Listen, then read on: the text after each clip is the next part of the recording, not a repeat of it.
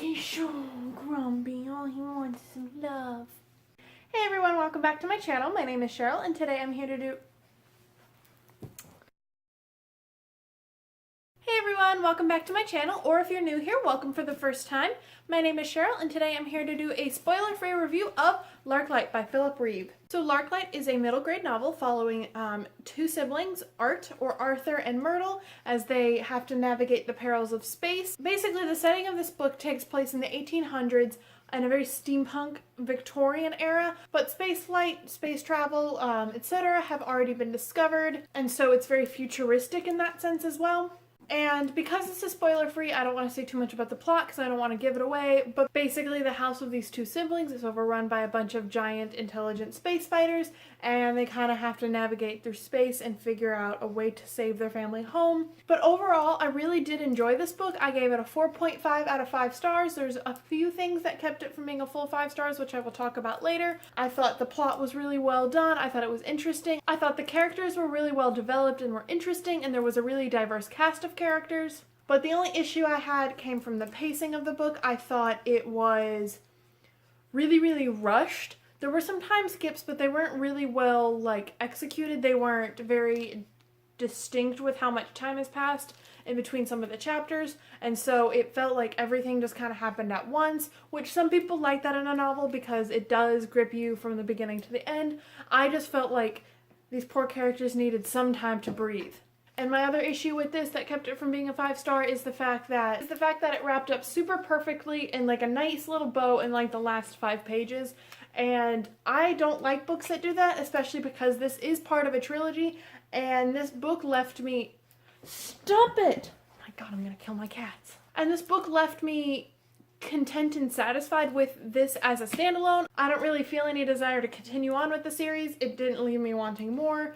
But yeah, I have an issue when books wrap up everything, every loose end is perfectly wrapped up in just a couple pages at the very end. So yeah, those were the only reasons that this book was not a full 5 stars. So to kind of reiterate everything, I'm going to do a pro-con list. The pros with this book is that it was very unique. I've not read anything quite like it. Another thing I thought was awesome is that this book had really good character development, especially with Myrtle from the beginning of the book to the end of the book. She developed immensely. In the beginning of the book, all she wanted to do was be a proper Victorian lady, and at the end of the book she realized that, she can be a badass if she wants. In addition, she realized that by the end of the book that people that are not proper members of society, such as pirates or basically anyone who's not wealthy, are not actually bad people. She learns that she's had a very small view of the world, and that view definitely expands. And what I like about this book is that while she does have character development,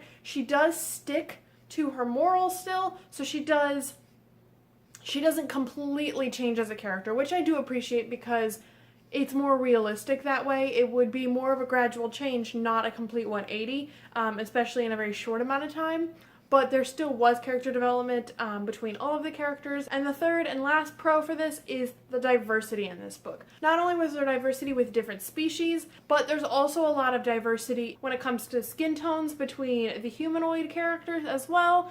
And this book tackles the issue of diversity in a couple different ways. One of the characters, his mother was black and his father was white, and they got married, they had a baby. They were basically shunned from society for it because, like I said, it is the 1800s, and so they went to go live on Venus instead. The book also deals with prejudices and stuff against the other species as well. For example, in this world, the other planets were inhabited by life before humans got there. There was their own species and race of Martian people who were humanoid in nature, but were definitely not humans. They had their own culture, their own distinct ways of life, and basically some of the characters who were stuck in the Victorian mindset considered them very much to be savages, and they were super happy that the British way of life was brought to these people, etc. I thought that was a very unique way to deal with diversity, because it's not necessarily with humans alone, but with other species. Basically, because this takes place in the 1800s,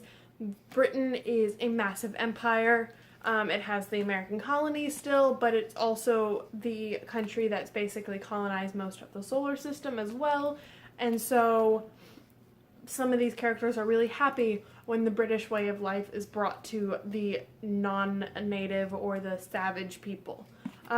I just thought it was an interesting way to deal with diversity, especially because it is shown that these people definitely are not savages, that they are unique in their own way, and that they are just as normal and just as good as the British characters in this book. The only two cons I have are things I've already mentioned, which is the pacing felt just way too rushed, and at the end, this book wrapped up everything in like a nice little neat package.